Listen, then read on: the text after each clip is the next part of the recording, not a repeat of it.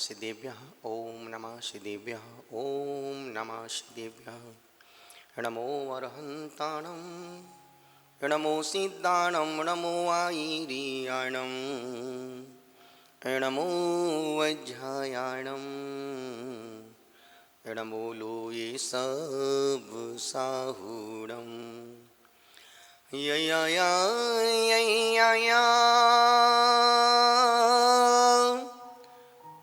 ना ना नु ना ना ना ना ना ममा ममा ममा मामी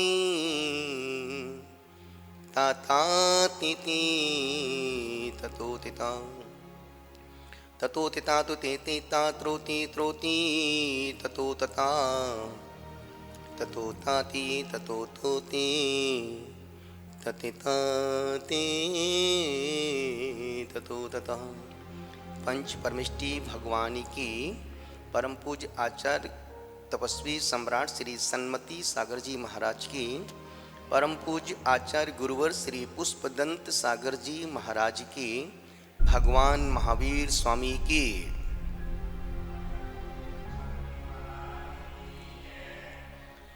प्यारी प्यारी भव्य आत्माओं। एक बाज पक्षी आकाश में उड़ रहा था, कुछ नीचे था, अपनी मस्ती में था, अपनी धुन में था, अपनी रिदम में था। अचानक एक कौवा उसके पंख उसके ऊपर बैठ गया। कौवा बैठा तब भी उसने ध्यान नहीं दिया, अपनी मस्ती में उड़ता रहा। कौवा बैठे बैठे धीरे जब कौवे ने उसके पंख को काटना शुरू किया तो बाज पक्षी ने और अपनी उड़ान ऊपर भरी और वह ऊपर बढ़ते बहुत ऊपर निकल गया। कौवा बैठा है, उसके पंख को काट रहा है। जब वो बाज पक्षी एक हाइट पर पहुंचता है, उस समय कौवे को ऑक्सीजन नहीं मिल रही थी। कौवे पंख फड़फड़ाते लतड़ते नीचे गिर जाता है। निवेदन कर रहा हूं, वो बाज पक्षी अपनी धुन में था, मस्ती में था। आदमी जब धर्म की प्रभावना करता है और जब धर्म की प्रभावना बढ़ती है तो दो चार कौवे पीठ पर बैठेंगे, पंख को काटेंगे। जैसे अभी कुछ दिन पहले किसी साधु ने बोला कि आज परंपरा में पद्मावती बहुत छोटे शब्दों का उपयोग किया। मैं सोचता हूं कि कहते ना कि एक बार इंसान ने कोयल से कहा कि तू काली नहीं होती कितना अच्छा रहता। उसने गुलाब से कहा, गुलाब फूल तो सुंदर है पर तेरे अंदर कांटे नहीं होते, तू और कितना अच्छा होता। उस इंसान ने एक दिन समुद्र से कहा, यदि तू खारा नहीं होता तो कितना अच्छा होता। उस इंसान ने चांद से कहा, यदि तुझ में दाग नहीं होता तो कितना अच्छा होता।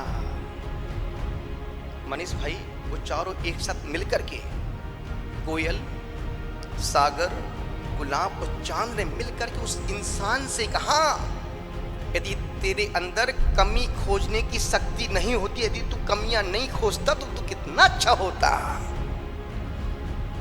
मैं सोचता हूं ये ज्ञानी इतना स्वाध्याय करने के बाद यदि इनके मुख से ऐसे शब्द लफ्ज निकलते हैं, इनका ज्ञान बेकार है। जो स्वाध्याय द्वेष पूर्वक हो रहा है, किसी परंपरा को, किसी पंथ को नीचे गिराने के लिए कर रहे हैं, उनसे मूर्ख अच्छे हैं।